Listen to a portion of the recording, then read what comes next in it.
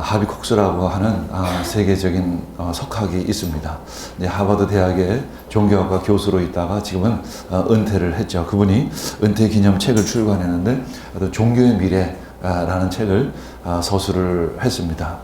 물론 그분이 성령세를 받았지만 안타깝게도 아직까지도 종교다원주의 경향에 속하 있는 것은 아직도 안타깝습니다. 그러나 학자로서의 그 인사이트는 우리가 참 배울 만한 것들이 많이 있습니다. 그는 이제 faith와 belief라는 것을 좀 구별해서 생각을 하고 있습니다. faith는 우리나라 말로 번역하면 신앙이라고 얘기하고, 이제 belief는 믿음이라고 이제 번역할 수밖에 없는 한계는 있는데, 어쨌거나 그가 이야기하는 신앙은 마음 깊숙한 어떤 확신, 그래서 그의 삶을 변화시킬 정도의 어떤 믿음, 확신을 의미하는 것이라는 것이죠. 그래서 생각이 변하고 가치관이 변하고 그리고 삶이 변하고 그런 것이 바로 신앙이다, 페이스다, 이렇게 이야기를 하고, 빌리프는 하나의 견해다, 이런 거죠. 예수님 참 좋으신 분이야, 예수님은 성인이야, 참 그분이 말씀하시는 건 참 옳아, 뭐 이런 정도라고 이야기하는 것이죠. 그리고 기독교에서 얘기하는 건 참 진리야, 뭐 그렇게 생각해, 나도 충분히 인정해 라고 여기는 정도, 그것을 빌리프다, 이렇게 이야기를 합니다. 우리의 신앙의 여정에서도 역시 어떤 빌리프의 단계와 어떤 페이스의 단계가 있는 것 같습니다. 저도 역시 처음에 미션스쿨에, 중학교 1학년 때 미션스쿨에 가서 믿음을 갖게 되었습니다. 그때를 돌아오면 빌리프의 단계로 보여지고, 그 후에 성령님을 인격적으로 만난 후에 나의 믿음은 진정한 신앙의, 참 신앙의 단계로 성장했다라고 여겨질 수 있습니다. 기독교 역사에서도 그런 시기들이 있습니다. 이 학자, 이 하비 콕스는 이 기독교 역사를, 지금까지 역사를 크게 세 등분으로 나눕니다. 대략 한 300년까지 기독교가 로마의 기독교 공적인 기도로 교회로, 종교로 될 때까지, 그 기간을 신앙의 시대, 우리가 보통 이야기하는 초대교회부터 시작되는 온전한 신앙의 모습, 그리고 이 중세 한 1500년 기간을 빌리프의 시대, 그리고 이 최근 20세기 이후에 불어닥치는 이 성령의 바람에 의한 운동을 이제 성령의 시대다, 이렇게 크게 세 개로 나누고 있습니다. 이 중세 시대의 빌리프의 시대, 그다음 역사학자인 벨록은 이렇게 말합니다. 신앙은 유럽이고 유럽은 신앙이다. 이게 참 좋은 얘기처럼 느끼지만 어떻게 보면 좀 스스로 안주할 수 있는, 스스로 내가 이곳에 있기 때문에 나는 크리스찬이라고 생각하는, 여러분도 그렇게 생각할 수 있습니다. 내가 교회 등록했으니까 난 크리스찬이야 라고 안심할 수 있습니다. 그러나 내가 교회에 등록했다고 해서 내가 구원을 완전히 보장받는 것은 아닙니다. 예수 그리스도를 따르는 삶을 살아야만 그 삶이 연결되어져서 천국을 영원한 생명으로 향할 수 있는 것이죠. 우리는 단지 예수님을 인정하는 것 이상으로 예수님을 따르는 것으로 나아가야 합니다. 예수님을 인정하는 것과 예수님을 따르는 것 사이에는 엄청난 차이가 있습니다. 예수님을 인정하는 정도로는 세상에 어떤 영향도 미칠 수가 없습니다. 예수님을 따라야만 세상을 변화시킬 수 있습니다. 그것이 바로 선교가 되어지는 것입니다. 성령님은 선교의 영이십니다. 그래서 세상을 변화시키고 회복시키는 그 운동으로 향하게 되어지는 것이죠. 베드로가 성령 세례를 받기 전에는 단순한 신념을 가지고 있었습니다. 예수님은 참 좋으신 분이야. 예수님은 뭔가 큰 일을 하실 거야. 이번 우리 야구 대회 때 우리가 이길 거야 라는 정도의 신념이었던 것입니다. 그 후에 성령 세례를 받은 후에 베드로는 완전히 변화되었습니다. 그 신념은, 그 견해는 하나의 신앙이 되었던 것입니다. 이제 죽음도 두렵지가 않습니다. 1500년 기간에 그 믿음의 시대라고 이야기하는 이 중세 기독교도 어느 정도의 의미가 있습니다. 그 시대에 양적인 성장, 세계적인 기독교의 확장이 있었다라는 것입니다. 그러면서 20세기에 들어서 다시 성령의 시대가 왔다라는 것은 큰 의미가 있습니다. 그런 의미에서 우리는 참 큰 축복 가운데 있습니다. 왜냐하면 우리는 특별히 이 성령의 시대 그 중심에 있기 때문에 그런 것이다. 그리고 또 우리 교회는 역시 성령의 능력으로 이끌림을 받는 교회이기에 또 그래서 더 감사한 것입니다. 이 초대교회의 시작, 성령의 이끌림으로 시작되는 이 신앙의 새로운 출발점이었던 것이죠. 이제 구약 시대는 율법의 시대다 이렇게 이야기할 수 있습니다. 그 율법의 시대에서 권위를 차지하고 자리를 차지하고 있었던 그 종교 지도자들은 온 힘을 다해서 이 새 시대에 저항하고 있는 것입니다. 이 성령의 시대에 지금 저항하고 있는 것입니다. 이 중에 두려움, 거부감, 어떤 자신의 권위에 도전하는, 그래서 자신의 생존권이 박탈당할 것 같은 어떤 두려움 가운데 그들은 있었던 것입니다. 요즘에 개혁을 자주 이야기합니다. 그러나 우리가 개혁을 이야기하지만 개혁의 대상이 되는 사람은 어쩔 수 없이 두려울 수밖에 없는 것입니다. 어떤 거부감을 가질 수밖에 없는 것이죠. 개혁을 꼭 이렇게 해야 돼? 이것이 진정 참 개혁이야? 이런 반감을 가질 수밖에 없는 것이죠. 요새 검찰개혁, 재벌개혁, 등등 이런 이야기를 합니다.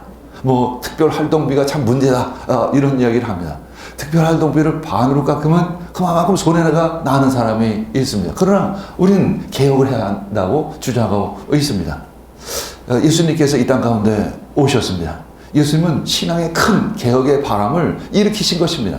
성령의 바람을 일으키신 것입니다. 그러나 율법의 시대에 권위를 가지고 이 종교적인 지도자 역할을 했던 그들은 당연히 두려울 수밖에 없습니다. 당연히 거부감을 가질 수밖에 없습니다. 당연히 반감을 가질 수밖에 없는 것입니다. 왜냐하면 그들은 진리를 모르기 때문에 그런 것입니다. 그들은 단지 신앙인이 아니라 단순한 종교인인 것입니다. 지금 이 시대에도 엄청나게 많은 종교인이 우글우글합니다. 여러분, 그러나 중요한 것은 내가 종교인이냐, 내가 진정한 신앙인이냐가 참 중요한 것이죠. 여러분 스스로 한번 돌아보시길 원합니다. 내가 진짜 종교인인가 아니면 신앙인인가를 돌아보시길 원합니다. 종교인에게 있어서의 기독교는 삶의 변화는 별로 관심이 없습니다.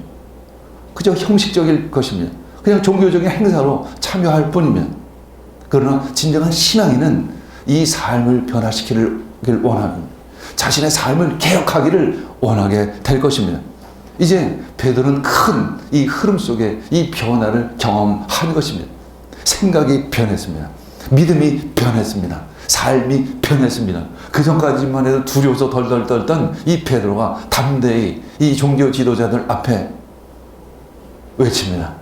하나님의 말씀을 듣는 것이 옳은가? 너희의 말을 듣는 것이 옳은가? 너희들이 한번 판단해 보라는 것입니다. 너희들이 진짜 진리가 내 안에 있느냐? 네 스스로 돌아보라고 담대하게 한낱 어부 출신인 그 예수님의 제자가 당시의 종교 지도자들을 향해서 지구로 얘기하면 총회장, 무슨 감독, 이런 사람들을 향해서 소리쳐 외쳐 선포하고 있는 것입니다.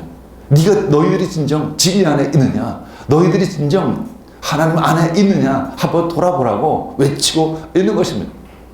이렇게 담대한 베드로, 뭘 믿고 이렇게 담대해졌을까? 성령의 충만함으로 그는 담대할 수 있었던 것입니다. 그는 그러한 외칠 수 있는 용기가 있었던 것이죠. 사도행전 4장 23절에서 24절 말씀 읽겠습니다. 베드로와 요한은 풀려난 길로 동료들에게로 가서 대제사장들과 장로들이 한 말을 낱낱이 일렀다. 동료들은 이 말을 듣고서 다 같이 하나님께 부르짖어 아뢰었다. 하늘과 땅과 바다와 그 안에 있는 모든 것을 지으신 주님,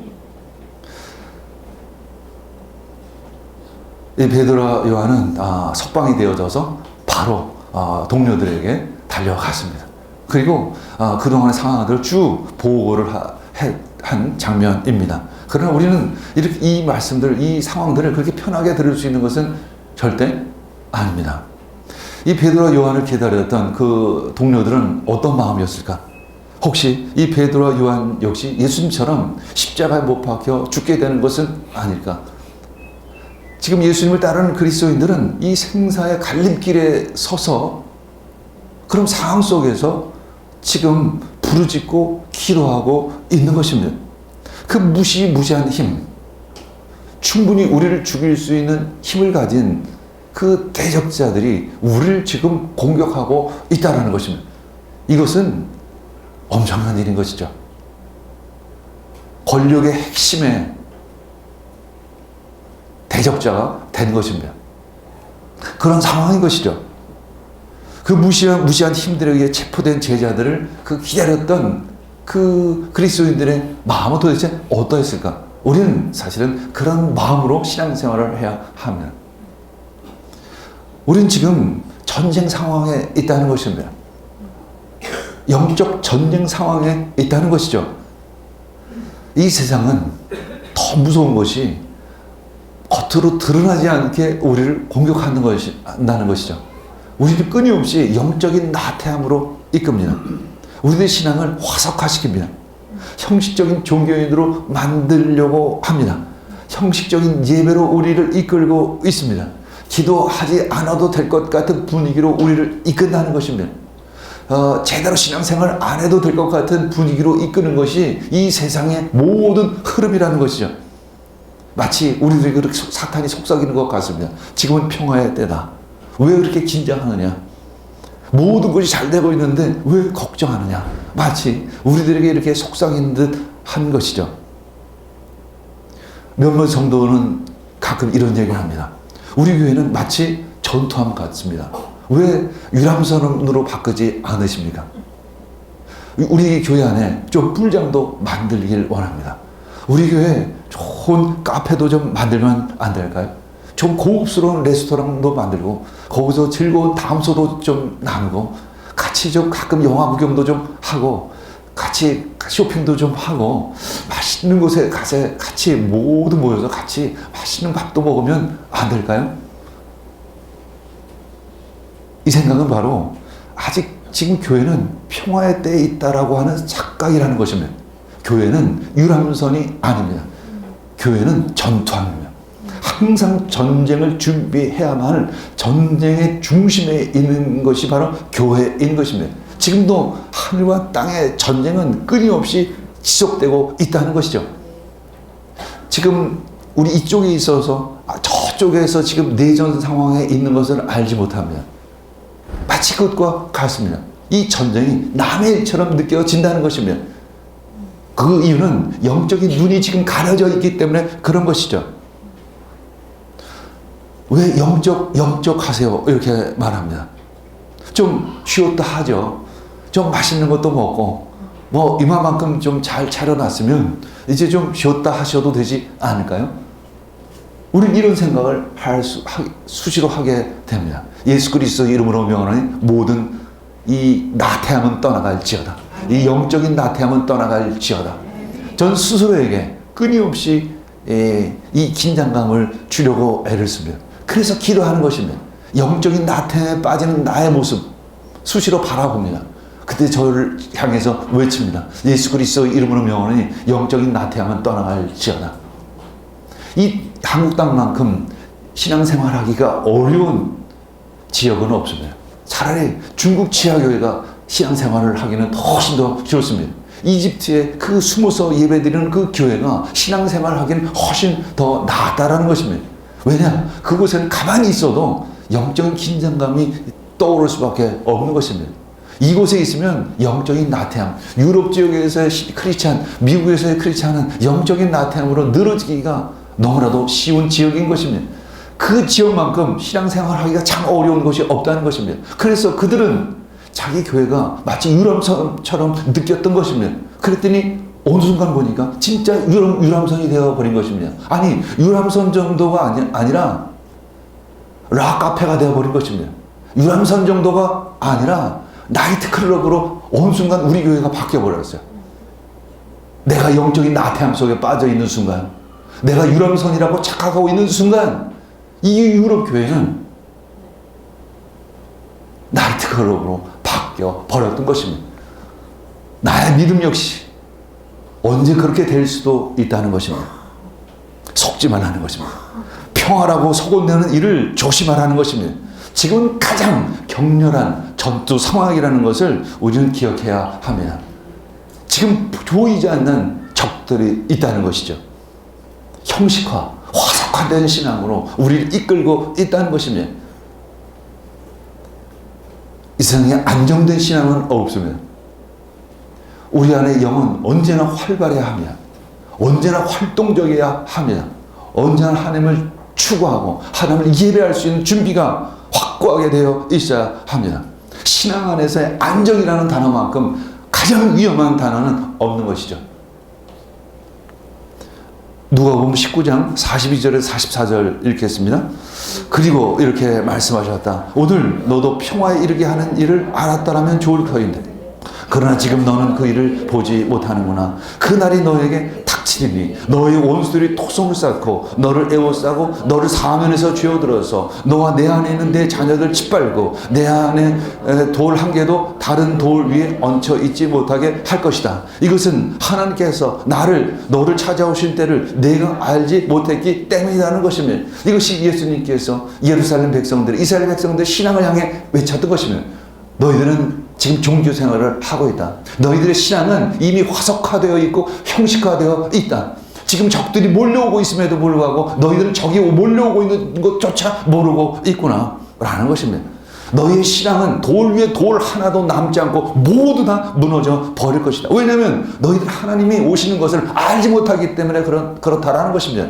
너희들은 하나님이 누구인지도 그리스도 예수가 도대체 누구인지도 알지 못하는구나 라고 예수님은 말씀하고 있는 것입니다.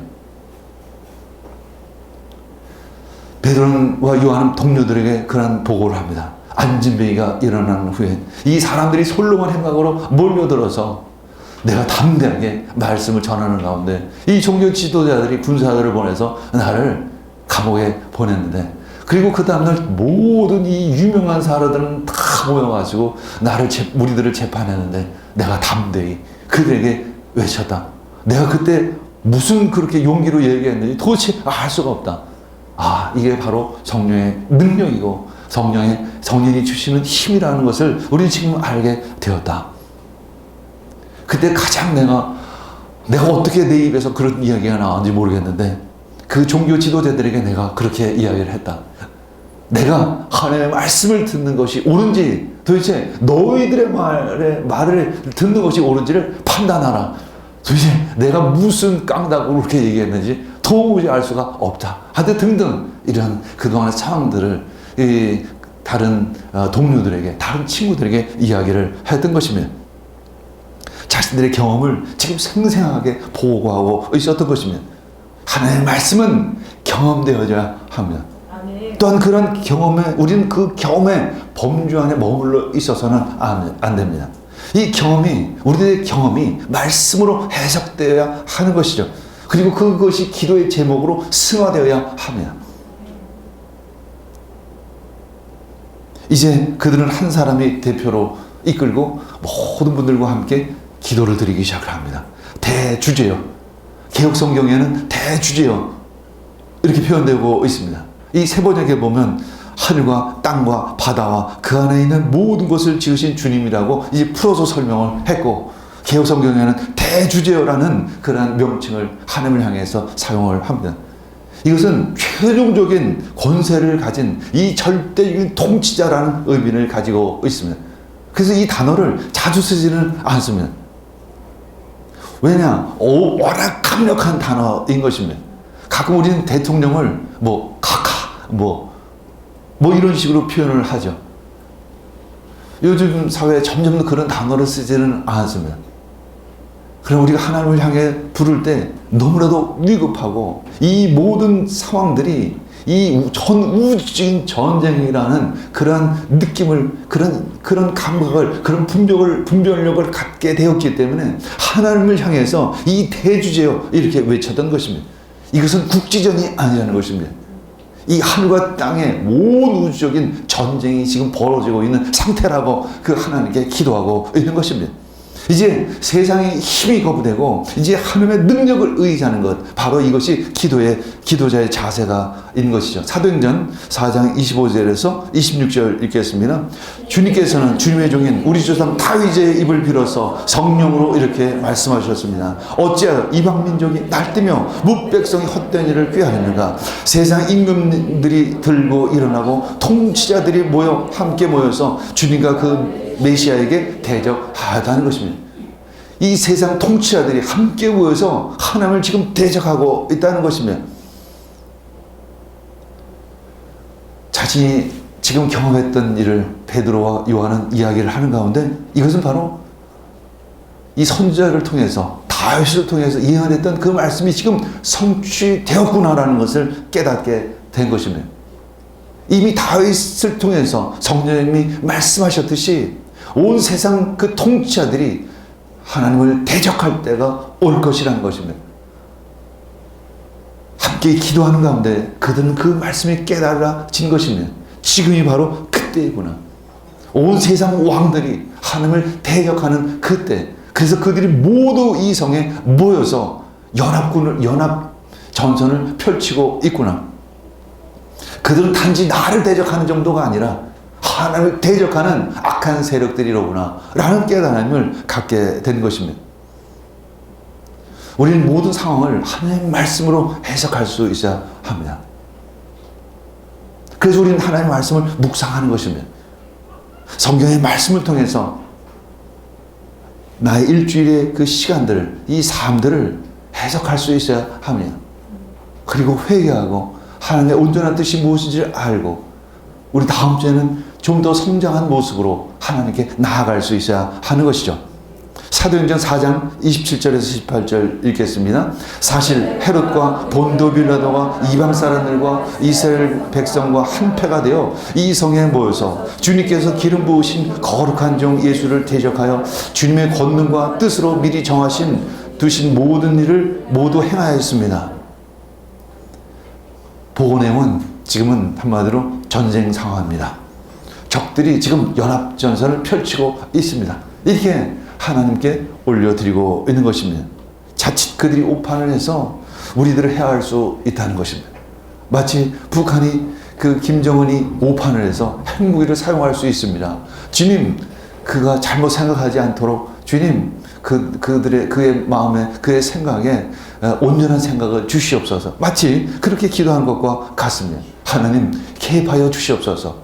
어느 누구도 그 김정은을 막을 사람이 없습니다. 트럼프 말도 잘 안 듣습니다. 누구의 말도 그는 잘 듣지는 않습니다. 그는 지금 핵무장을 하는 것에 마음이 꽂혔습니다.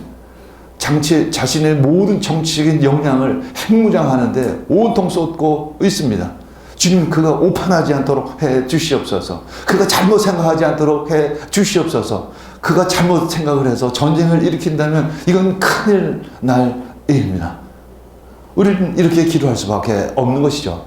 왜냐하면 우리가 할 수 있는 일이 별로 없기 때문에 그런 것입니다. 우리는 지금 하나님을 의지할 수밖에 없기 때문에 그런 것입니다.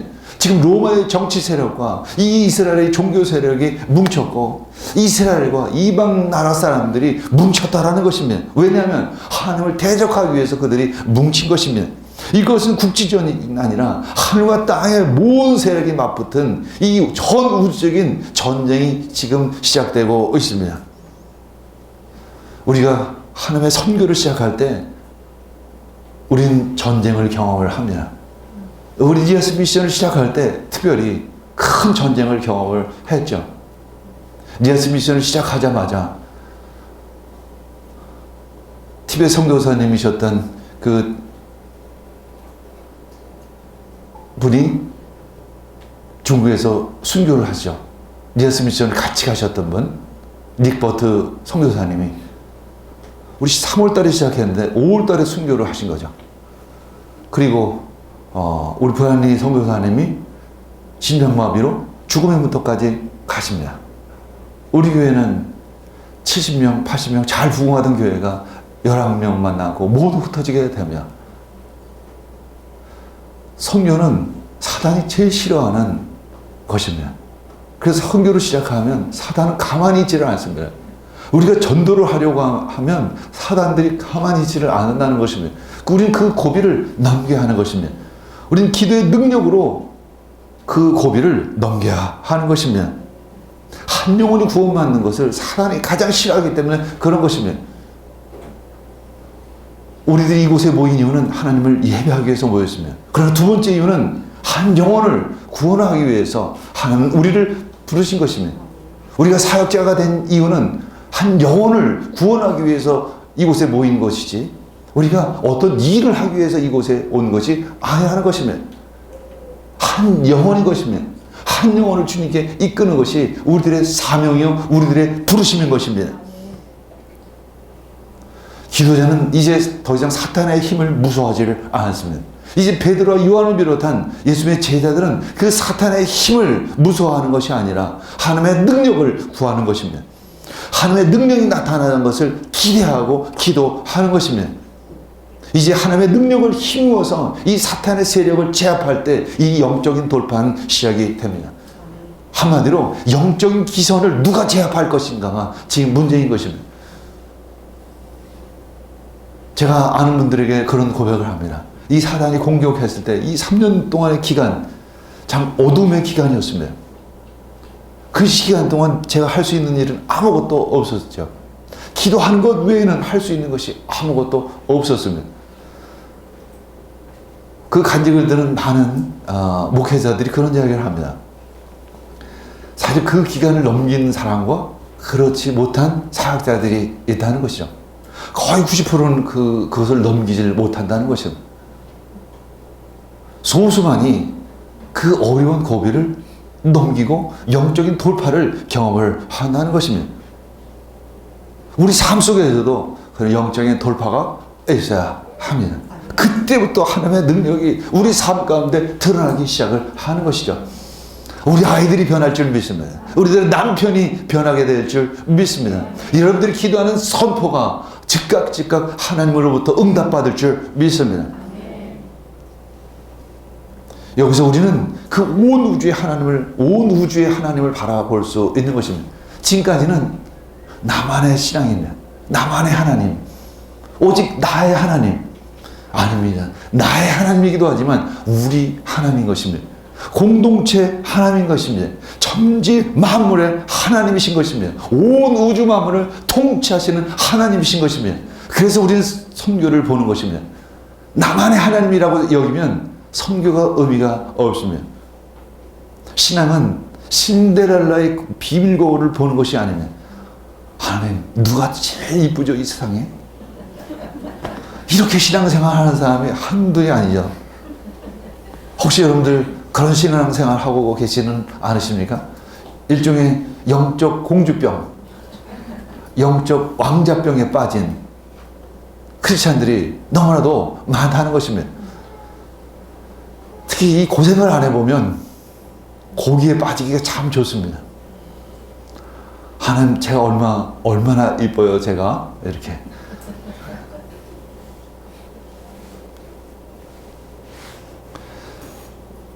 이것은 참 위험한 신앙관이죠. 아나무인 신앙이 될 수 있습니다. 다른 사람은 돌아보지도 않고 가족은 돌아보지도 않는 그런 외골수 신앙인이 되기가 참 쉽습니다. 나만의 하나님이 아니라 우리 모두의 하나님이십니다. 온 우주 만물을 통치하시는 하나님이신 것입니다. 나만 사랑하시는 것이 아니라 우리 모두를 사랑하시는 하나님입니다.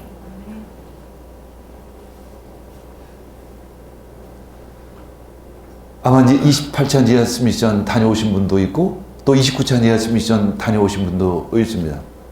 그곳에 가서 내가 그곳에 니아스 분들의 주인공처럼 내가 느꼈다라고 하면 그것은 바로 나만의 하나님을 그곳에 보고 온 것입니다. 마치 니아스의 그 많은 분들이 나의 배경인 것이죠. 또 그렇게 사진도 찍습니다. 니아스 분들이 우리들의 배경이 될 수 없습니다. 거기 가난한 분 한 분이 나와 똑같습니다. 그 40만 명의 배경이 되어서 내가 서 있는 것이 아닙니다. 근데 우리 자주 보면 그런 착각을 하는 모습을 너무나도 자주 봅니다. 우리는 그 중에 그냥 한 사람일 뿐입니다. 우리가 특별한 사람이 아니라는 것입니다. 우리도 특별하지만 그 니아스 분들, 그 가난한 분들 한 분도 다 특별하다는 것이며, 어느 만큼 내가 특별한 만큼 이상으로 그분도 특별하다는 것이며, 이것이 바로 기독교 신앙입니다. 나만 특별하고 그리고 다른 사람 다 조연이다. 이것만큼 위험한 신앙은 없는 것이죠. 특히 사역자 중에 이런 개념을 가지고 사역을 하는 분들이 너무나도 많이 있습니다. 마치 자신의 똘망이처럼 생각하는 거죠. 마치 자신이 자신을 위해서 배경 노릇을 하고 있는 것처럼 착각하는 사람들이 많다는 것입니다. 다 같습니다. 우리는 다 같이 하나님께 나아가야 하는 것이죠. 사도행전 4장 29절에서 30절 읽겠습니다. 주님, 이제 그들의 위협을 내려다보시고 주님의 종들이 참으로 담대하게 주님의 말씀을 말할 수 있게 해주십시오. 그리고 주님께서 능력의 손을 뻗쳐서 병을 낫게 해주시고 주님의 거룩한 종 예수의 이름으로 표징과 놀라운 일들이 일어나게 해 주시옵소서. 주님, 이제라는 단어는 이 현재 발생하는 이 상황에 관해서 주님 내려다 보아 주시옵소서. 우린 그렇게 기도해야 합니다. 주님, 우리의 삶의 상황을 주님 봐 주시옵소서. 그리고 개입하여 주시옵소서. 주님의 능력의 손을 펼치시옵소서. 표적과 기사가 나타날 수 있도록 해 주시옵소서. 하나님의 능력의 손에 의해서 주의 능력이 이 땅 가운데 나타나기를 원합니다. 이 제자들의 기도 제목은 두 가지였으면, 아니 하나였으면, 이 복음을 담대하게 전할 수 있게 해 주시옵소서. 이분들의 기도는 오직 한 가지였으면, 하나님의 말씀을 온전하게 전할 수 있게 주시옵소서. 두려움 없이 전할 수 있게 주시옵소서.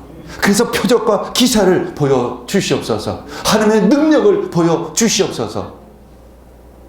나를 보호해 주시옵소서가 아니었으면, 나를 잘되게 해 주시옵소서가 아니었으면, 하나님을 드러낼 수 있게 해 주시옵소서. 예수 그리스도를 전할 수 있게 해 주시옵소서. 교회가 힘이 없는 이유가 도대체 무엇일까요? 표적과 이사가 없기 때문에 그런 것입니다. 우리 교회만 하기 때문에 교회가 능력이 없는 것입니다.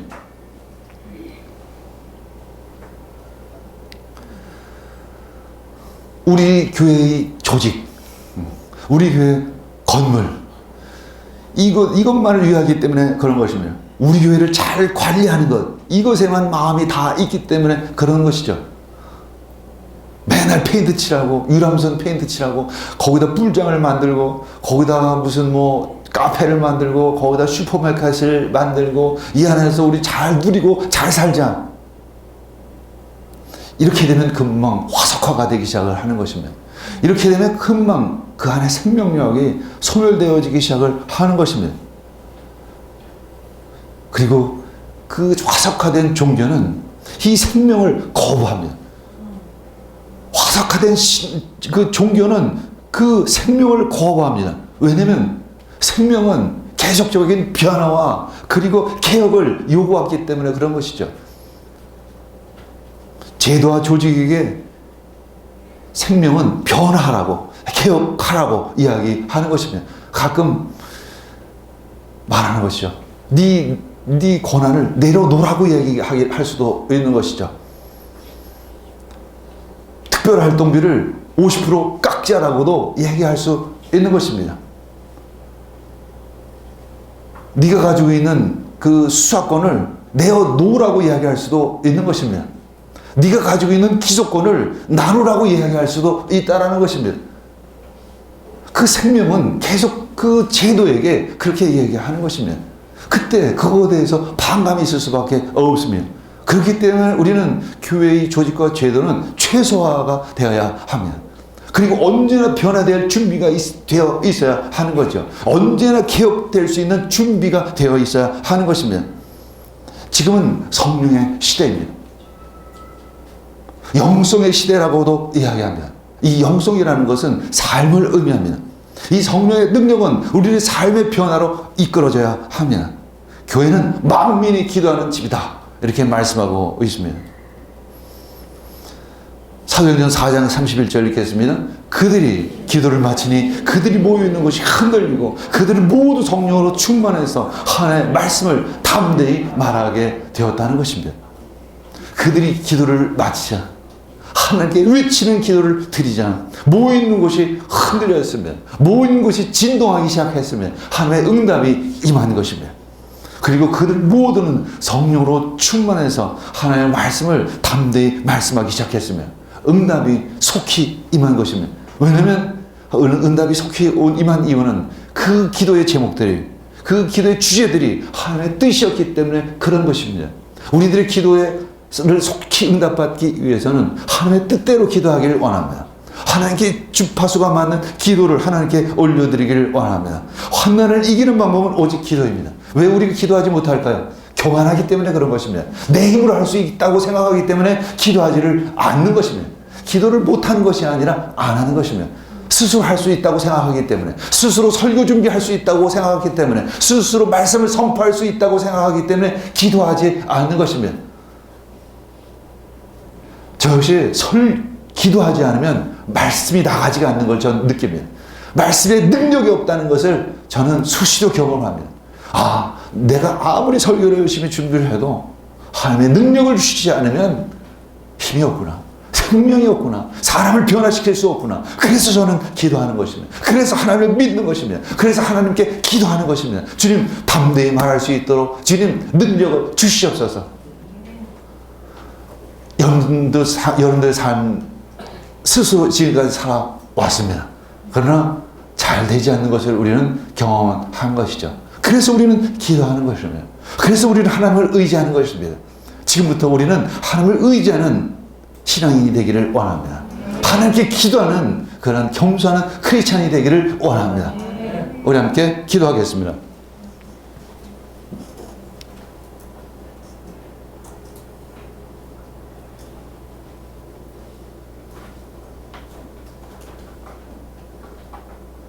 주님 감사합니다. 겸손하게 기도하는 자가 되기를 원합니다. 하나님의 능력을 구하는 자가 되기를 원합니다. 참 신앙인이 되기를 원합니다.